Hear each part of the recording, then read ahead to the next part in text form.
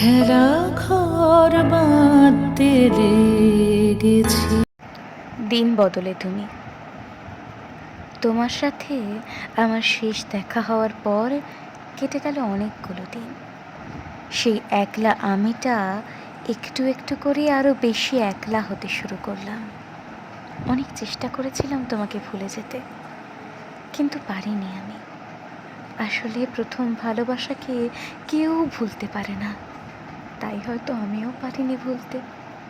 তুমি যদিও তখন কেমন ছিলে তার কোনো খবর ছিল না আমার কাছে, কারণ আমাদের মধ্যে যোগাযোগটা যে নষ্ট হয়ে গিয়েছিল সেই বিচ্ছেদের দিন।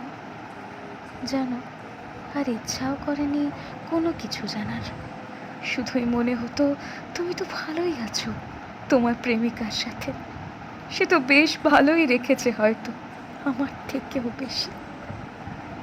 কিন্তু যেদিন হঠাৎ তুমি দ্বিতীয়বারের মতো আমার চোখের সামনে এলে, তোমাকে তোমার প্রেমিকার সাথে প্রথমবারের জন্য দেখি যেদিন, সেদিন যতটা না অবাক হয়েছিলাম, তার থেকেও বেশি অবাক হই সেদিন দেখে যে তোমার ওই দু চোখে কষ্টের ছাপ। অনেক কিছু বলে চলেছিল তোমার চোখ।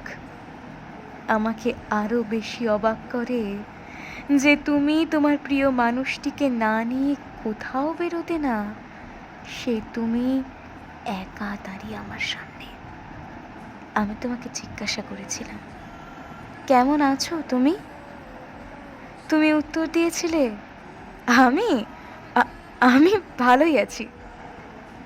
কিন্তু আমি স্পষ্ট দেখেছি তোমার চোখ বলতে চাইছিল তুমি ভালো নেই।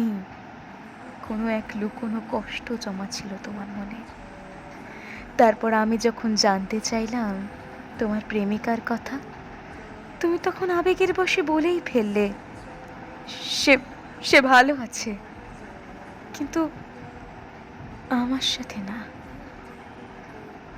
এরপর এড়িয়ে গেলে বিষয়টা, কিন্তু আমি বুঝতে পারলাম তুমি একটুও ভালো নেই। তুমি ভালো নেই তার সাথে।